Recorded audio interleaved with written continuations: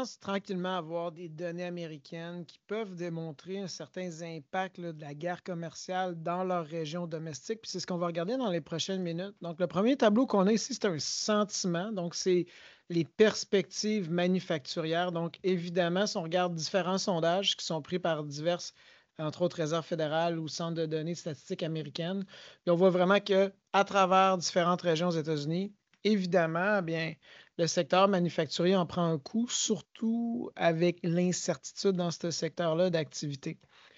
Au niveau des investissements des entreprises, déjà les entreprises qui avaient probablement des grands projets, des investissements gardent le tout sur pause. Ça ne veut pas dire qu'ils ne vont pas aller de l'avant au courant de l'année, mais probablement beaucoup de dirigeants d'entreprises vont attendre. Donc, je donne un exemple.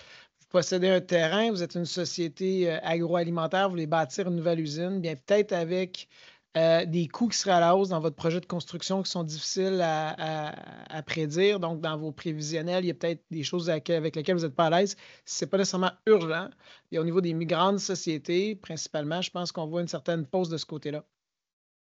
Ce qui s'est passé aussi aux États-Unis, c'est qu'on a une augmentation de l'inventaire. Pourquoi? Bien évidemment, en prévision des tarifs, bien les entreprises, ce qui a permis de soutenir l'économie dans une certaine mesure, ils ont vraiment maximisé leur inventaire en prévision. Donc, ce ne serait pas surprenant de voir peut-être les investissements dans le secteur de l'inventaire être impactés à court terme.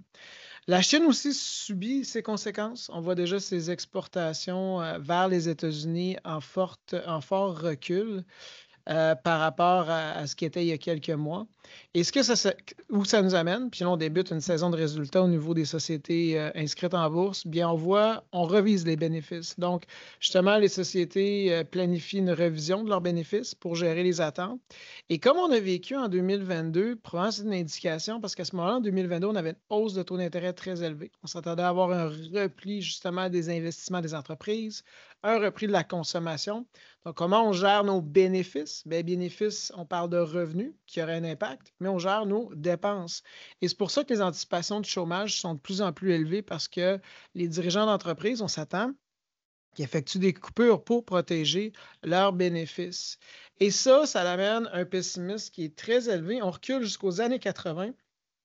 Au niveau de sentiment d'entreprise, c'est jamais vu depuis plus de 40 ans.